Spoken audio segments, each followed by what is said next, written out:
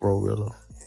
But I do want to say, people be thinking we have more money than we have. You know, every artist who got 50 million ain't got 50 million. Every artist you think got 100 million ain't got 100 million. If we get everybody, we gonna be broke. Juvenile said, if I get everybody, I'm gonna be broke, man. I got 7 brothers and sisters, and a mom and dad. I give each y'all 100,000, I'm broke. If I really look out like you want me to look out, it's gone. I'm not siding with Glow or Blow because that's a family situation. I don't know what happened. I ain't getting no family business. But we do gotta look out too, but you know what I'm saying? If we get everybody, we gonna be broke. I don't care about who fuck with him. Y'all got it mixed up everything. You better sit this. I ain't seen shit out. If I sit here and went laugh about my sister, all y'all up for it. Quit mentioning me. And if you mention me, just be ready for a comeback. You guys, nigga, you straddling the fence. And then I already don't like you anyway, Boosie, because you know why? You don't like gays. You don't like gays. Nas X, I don't even though you existed, and you always comment on shit.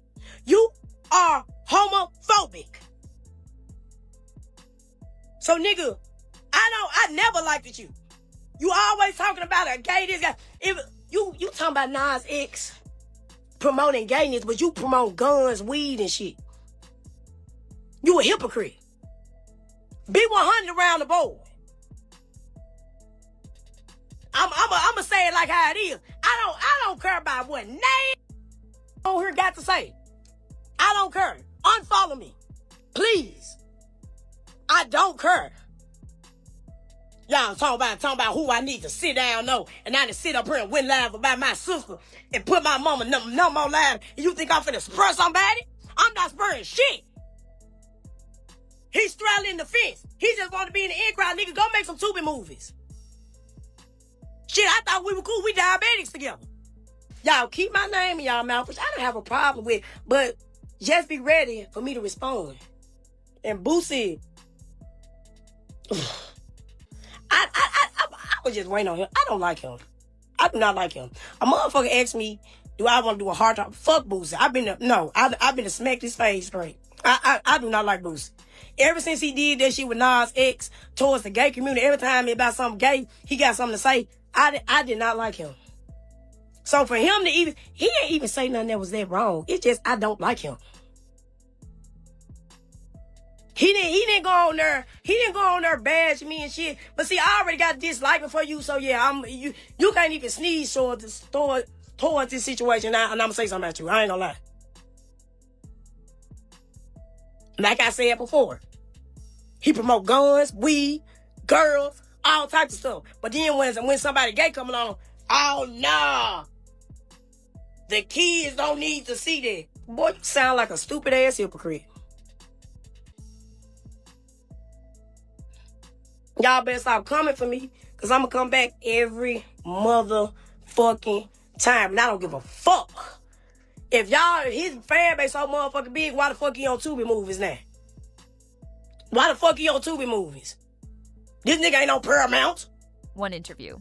That's all it took. Boosie sat down, gave what he thought was a simple opinion about family and money, and within 24 hours, Memphis was on fire. He said he wasn't picking sides. He said artists don't have as much money as people think. He said breaking bread with everybody can leave you broke. That's it. But to GloRilla's sister, Victoria Woods, that wasn't neutral. That was co-signing, that was defending, that was stepping into family business. And she didn't respond calmly. She went live, called him washed, called him a hypocrite, dragged his career, even joked about them both being diabetic. The clip went viral. Then receipts dropped. Then old court documents resurfaced. Then other siblings jumped in. Then Memphis rappers started picking sides. Oh, and just when it couldn't get messier, Tory Lanez, from prison, sent $2,500 and turned the whole thing upside down. What started as one comment about money turned into a full-blown family war played out on the internet. But here's the part nobody wants to admit. This didn't start with Boosie. This started years ago, in a house where 10 kids shared food, shared floors, and shared struggle. And once you understand that part, everything makes a little more sense. It started with a conversation that didn't seem explosive. Around early February 2026, Boosie sat down on The Breakfast Club and did what Boosie always does. He spoke his mind. No filter, no hesitation, just straight talk. He made it clear from the beginning that he wasn't picking sides in GloRilla's family situation. I ain't siding with Glo. I ain't siding with bro. That sounded neutral, but then he went deeper. He started talking about money, about how people assume artists are swimming in cash when that's not always true. He said folks see a chain, see a headline, see a tour, and think it equals unlimited funds. Every artist you think got 50 million ain't got 50 million. Then he painted a picture using himself. He said if he had $1 million and had to split it between 7 siblings plus his parents, that bag would disappear fast. 100,000 each? That's the whole thing gone. If I really look out like y'all want me to look out, I'm broke. It wasn't aggressive. It wasn't directed at anyone by name. It sounded like life advice, like a veteran artist explaining how fame doesn't automatically equal endless wealth. But here's where it shifted. Oh, even though Boosie said he wasn't getting in family business, to Victoria Woods, that's exactly what he did. Because in her mind, he wasn't being neutral. He was giving GloRilla an excuse. And once that interpretation locked in, it was over. Because Victoria wasn't looking for a debate. She was ready for smoke. And Boosie had just stepped into the fire. Victoria didn't waste time thinking about it. She went straight to live video. No PR filter, no prepared statement, just raw energy. The moment she addressed Boosie, you could tell this wasn't going to be polite. She said she didn't care about his fan base, didn't care about his legacy, didn't care about none of that. Then she accused him of doing exactly what he claimed he wasn't doing. Picking sides. You saying you neutral, but you justifying her. In Victoria's eyes, Boosie wasn't just speaking generally about money, he was defending GloRilla's decision not to give family what they asked for. She felt like he framed it as unrealistic expectations instead of emotional hurt. And that's what triggered her. Because to her, this isn't about accounting, it's about loyalty. She took it personal, then she went even further. She started calling him washed, said he fell off, said he should stick to low-budget movies instead of commenting on other people's lives. The internet clipped that instantly. But she didn't stop there. She brought up his past comments about LGBTQ issues. She called him a hypocrite, said he promotes guns and street culture in music, but judges others publicly. It wasn't just about GloRilla anymore.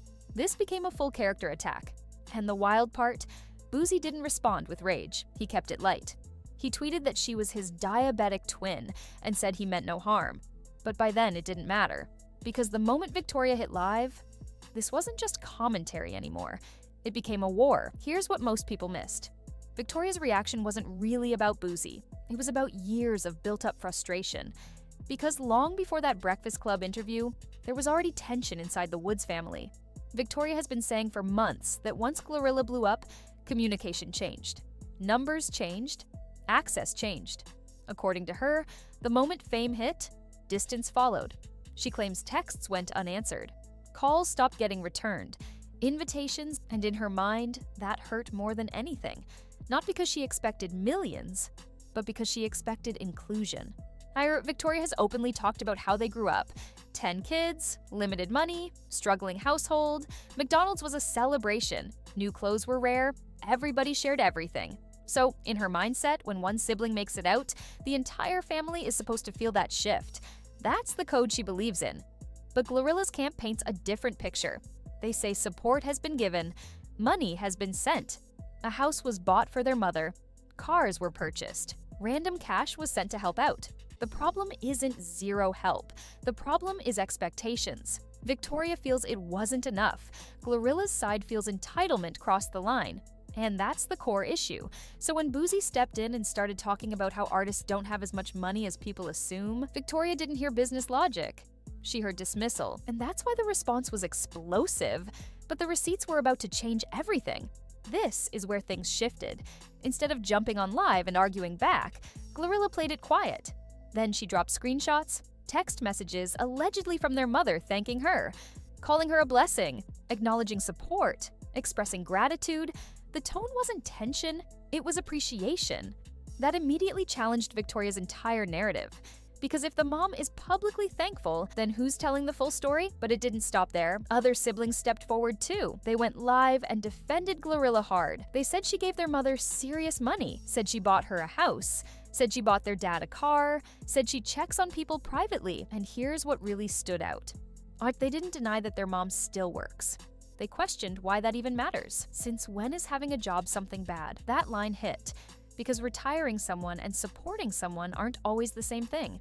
Some parents still choose to work even when they don't have to. But then, the situation got darker. Old allegations resurfaced. Court documents from 2015 started circulating. Claims that Victoria once pulled a weapon on GloRilla during an argument when GloRilla was a teenager. Police reportedly recovered it nearby. Victoria denied it publicly. Other siblings backed it up. Now, this wasn't just about money, it was about trust.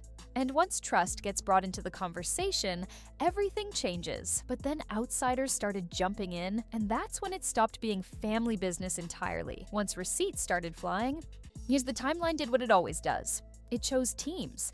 Half the internet said Victoria was bitter and chasing clout. They pointed to the old court documents. They replayed clips of her past behavior. They said this wasn't about family love, it was about entitlement. The other half said something different. They said pain makes people loud. They said growing up in poverty together creates expectations that don't disappear when one person makes it. They said maybe Victoria handled it wrong, but maybe her feelings weren't fake. And then rappers started chiming in. Memphis artists jumped in. Bloggers clipped every live. Podcast hosts debated it like it was a playoff game. One rapper reposted Victoria's clip and told her to grind instead of complain. She fired back immediately, dragging him into it and questioning his whole career path. And it turned messy fast. Then came the twist nobody expected. A rapper currently locked up sent Victoria the exact $2,500 she'd been demanding. She posted the receipt. Now the internet really lost it, because what started as a sister asking for help turned into a public spectacle with strangers wiring money just to make a point. At that moment, this stopped being about GloRilla versus Victoria. It became content. But behind the memes and reposts, one uncomfortable question remained. Was this about money or about feeling left behind? Here's what made this whole situation explode. Victoria didn't ask for millions. She didn't demand cars or chains or a mansion.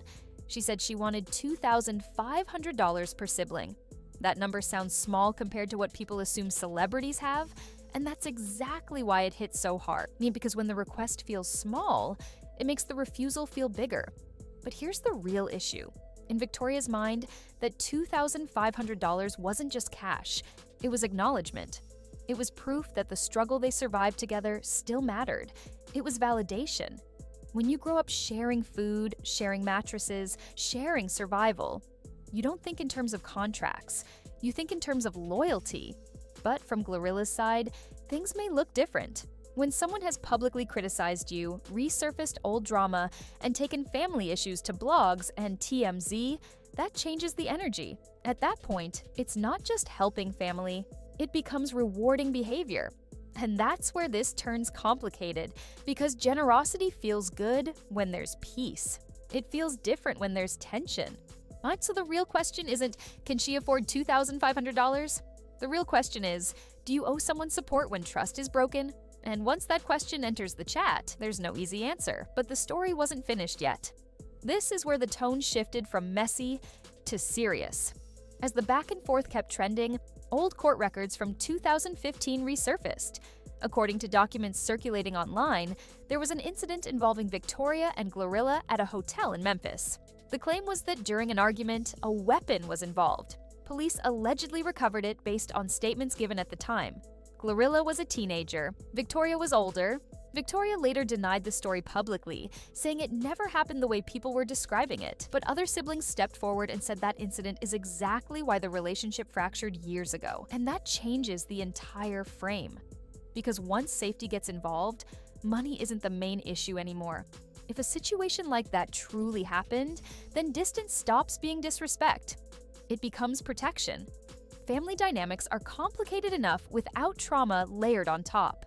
Trust, once broken in a serious way, doesn't repair with a check or a text message. That's why some people watching this stopped debating the $2,500 entirely.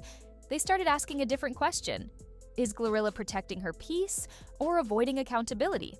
And depending on who you ask, the answer flips. But either way, the past isn't just history here. It's the foundation of the present. Up until this point, it was a messy family situation. Then the outsiders jumped in. Rappers started reposting clips, podcasters weighed in, social media personalities picked sides like it was a versus battle. Memphis artists chimed in, national blogs clipped every live and turned it into headlines. And that's when it stopped being private pain. It became entertainment. One rapper told Victoria to stop complaining and go grind. She fired back immediately, questioning his career and dragging him into the chaos. Another artist laughed about the situation online. Others defended GloRilla, saying nobody owes grown adults a paycheck. Then came the wildest twist. A rapper currently locked up sent Victoria the exact $2,500 she had been asking for. She posted the proof. Now the situation wasn't just family drama, it was viral spectacle. The internet turned it into jokes, memes, think pieces. And people who never met either sister were debating their childhood like they lived in the house. But here's the problem with that. When strangers start funding your argument, reconciliation becomes harder. Because now pride is involved. And pride doesn't heal families, it hardens them. By this point, the beef wasn't just about money, trust, or the past. It was about ego. And ego doesn't back down easily. After all the lives, the receipts, the clapbacks, and the outside voices, Victoria was asked a simple question. Can this ever be fixed? And for the first time, she didn't yell. She paused. Then she said something that hit harder than any insult. There's no coming back from this. She admitted going to TMZ changed everything. Once family business becomes public content, you can't rewind it. You can't unring that bell. Then she said something even heavier. Blood is not thicker than water. That line split the audience instantly. Some people agreed. They said family doesn't get automatic loyalty if there's pain or betrayal involved. Others said that mindset is exactly why families fall apart. But here's what really stood out. Victoria admitted she half regretted going public, half yes, half no. That's not anger talking, that's conflict, because underneath all the noise, there was something real in her voice, hurt. Not just about money, not just about fame, but about feeling replaced, feeling disconnected, feeling like the sisterhood ended somewhere along the way. And once you admit there may be no coming back, you're not fighting for a check anymore, you're mourning a relationship, but the bigger question still hangs in the air. And did one interview start a war, or did it just expose a fracture that was already there? Here's the part nobody likes to admit. When one person escapes poverty and the others don't, the relationship shifts automatically. It's not about jealousy every time. It's about access. The person who makes it out now lives in a different world, different schedule, different circle, different pressure. The phone rings for business, not just family. Every move is calculated, every relationship is evaluated, and that creates distance, even if it's unintentional. From GloRilla's side, she might see it like this. She worked, she sacrificed, she risked, she blew up, and now she has to protect her brand, her money, her peace. From Victoria's side, it might feel like this. We survived together, we struggled together, we laughed through hunger together. And now I'm watching you live the dream while we're still in the same spot. Both feelings can exist at the same time. That's what makes it complicated, because success doesn't just bring money, it brings power imbalance. And power imbalance inside a family can turn small disagreements into full-blown wars. Once blogs get involved, once screenshots start flying, once rappers weigh in, it's no longer about two sisters talking in a living room, it's about image. And image makes people defensive. The truth nobody wants to say out loud. This didn't start with Boosie. This didn't start with TMZ. This started the moment one sister crossed over into a different life. And once that happens, everything changes. There's a line in every family argument. You can argue, you can block each other, you can stop speaking for months. But once it goes public, it changes forever. And that's what happened here. The moment Victoria took the issue to TMZ, the situation stopped being private pain and turned into public spectacle. Once headlines start writing themselves, it's no longer just a disagreement. It becomes a narrative. Now fans are picking sides. Now bloggers are breaking it down. Now other rappers feel invited to comment. And once strangers are debating your family history, pride kicks in. From GloRilla's perspective, going public may have felt like betrayal. Family issues handled online can feel like exposure. And in the music industry, exposure isn't just embarrassing. It can affect deals, branding, and long-term trust. From Victoria's perspective, going public may have felt like the only way to be heard. When private conversations feel ignored, well, people look for a louder microphone. That's the tragedy of it. Two sisters who once shared the same struggles are now defending themselves in front of millions. And when both sides feel disrespected, nobody wants to be the first to apologize. Because apologizing publicly feels like losing. But what happens next is the real question. Does pride win, or does blood still matter? That's where this story gets deeper. At this stage, it's no longer about $2,500. It's no longer about Boosie. It's not even about Finesse 2 times or Tori sending money. It's about pride. Victoria said herself she doesn't even know what it would take for them to hug again. That's heavy. Because when someone can't picture, it means the hurt feels permanent. But here's the uncomfortable truth. Fame changes dynamics. When one sibling becomes a star, all of the relationship stops being equal. One person now has power, access, money, influence. The other feels left behind. Even if help is being given privately, perception can still feel like neglect. And perception turns into resentment. Meanwhile, from GloRilla's side, distance might not be cruelty. It might be protection. When past incidents, old arguments, or trust issues exist, success doesn't erase them. It can actually magnify them. So now both sides are operating from their own version of truth. Victoria feels abandoned. GloRilla likely feels attacked. And the internet already moved on. But the Woods family hasn't. Because long after the blogs stop posting, they still have to live with each other's names. And that's the part nobody can undo. At the end of the day, this isn't just a viral moment. It's not just interviews. Oh, it's not just live streams. It's not just rappers picking sides for engagement. It's a family. Two sisters who once shared the same roof, the same hunger, the same struggles, now standing on opposite sides of a public battlefield. One made it out and built a career. The other feels like she was left behind. And somewhere in the middle of all the noise, the real issue gets blurred. Was it about money? Was it about respect? Was it about past trauma that never fully healed? Probably all of it. What makes this situation hit different is that there's no villain you can point at easily. Fame changes people. Pain changes people. And when old wounds mix with new money, emotions get louder than logic. The internet treated this like entertainment. But when the phones turn off and the comments stop, but these are still real siblings with history that can't be erased. Maybe reconciliation happens, maybe it doesn't. But one thing is clear. Once family issues go public, there's no rewind button. Now I want to hear from you. Was Victoria wrong for going public? Or should GloRilla have handled things differently from the start? Drop your honest thoughts in the comments. Let's keep it real, but respectful. And if you want more deep breakdowns like this, no fluff, just the full story, hit that subscribe button and turn on notifications. Because trust me, stories like this don't end overnight.